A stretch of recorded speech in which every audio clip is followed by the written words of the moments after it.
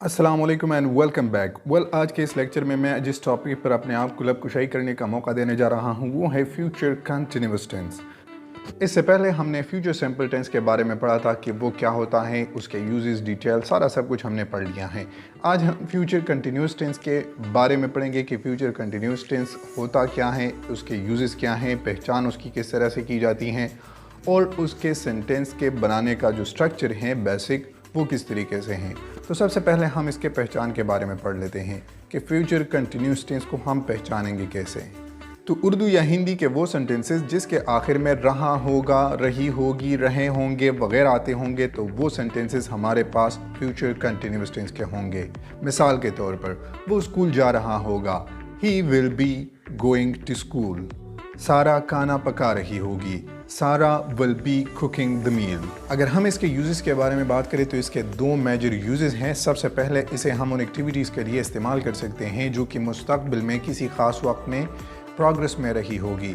मिसाल के तौर पर मैं अगले हफ्ते स्कूल जा रहा हूँगा, I will be going to school next week. दूसरा मेजर यूज इसका ये है कि इसे हम फ्यूचर प्रेडिक्शन के लिए भी इस्तेमाल कर सकते हैं। मिसाल के तौर पर 2050 में लोग प्लास्टिक के घरों में रह रहे होंगे, the people will be living in plastics house by 2050। तो ये इसके दो बेसिक यूजेस हो गए। एक इसको हम फ्यूचर प्रेडिक्शन के लिए और दूसरा इसको हम उन एक्टिविटीज़ के लिए इस्तेमाल कर सकते हैं जो कि मुस्तकबिल में किसी ख़ास वक्त में प्रोग्रेस में रही होगी। अब अगर हम इसके स्ट्रक्चर के बारे में बात करें तो स्ट्रक्चर इसका बिल्कुल ईजी पीजी है। जिस तरीके से हमने पिछले टेंसेस में पढ़ा था कि इस, वी, ओ, उस तरीके से हम इसका भी स्ट्रक्चर बनाएंगे। तो जो अफर्मेटिव सेंटेंस होते हैं जिसमें हम काम करने का जिक्र करते हैं तो उन सेंटेंसेस के लिए इसका स्ट्रक्चर कुछ इस तरीके से होगा कि सब्जेक्ट, फिर उसके बाद शैल बी या विल बी, फिर उसके बाद base form of the verb के साथ आईएनजी, चूंकि एक कंटिन्यूअस टेंस है तो वर्ब के साथ आईएनजी, फिर आखिर में ऑब्जेक्ट और अगर टाइम होगा तो फिर टाइम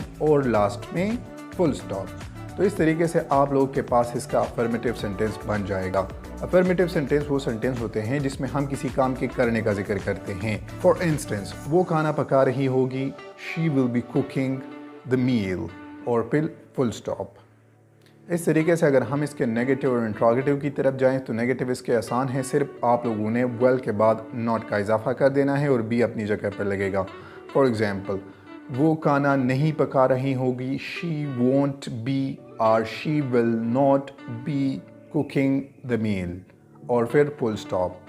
अगर हम इंट्रोगेटिव की तरफ जाते हैं तो इंट्रोगेटिव में विल और शल को हम सेंटेंस के स्टार्ट में लिख देंगे, फिर उसके बाद सब्जेक्ट, सब्जेक्ट के बाद बी, बी के बाद base form of the verb के साथ आईएनजी और लास्ट में हमारे पास ऑब्जेक्ट, ऑब्जेक्ट के बाद फुल स्टॉप और क्वेश्चन मार्क। तो क्वेश्चन मार्क से आपके पास ये सेंटेंस इंट्रोगेटिव में चेंज हो जाएगा। फॉर एग्जांपल क्या वो खाना पका रही होगी, will she be cooking the meal, और फिर क्वेश्चन मार्क। नेगेटिव इंट्रोगेटिव की अगर हम बात करें तो स्ट्रक्चर में सिर्फ आप लोगों ने इंट्रोगेटिव स्ट्रक्चर में सिंपल सब्जेक्ट के बाद नॉट का इजाफा कर देना है। क्या वो खाना नहीं पका रही होगी, will she not be cooking the meal, will she not be cooking the meal and question mark. तो जिससे ये सेंटेंस आपके पास नेगेटिव इंट्रोगेटिव में चेंज हो जाएगा।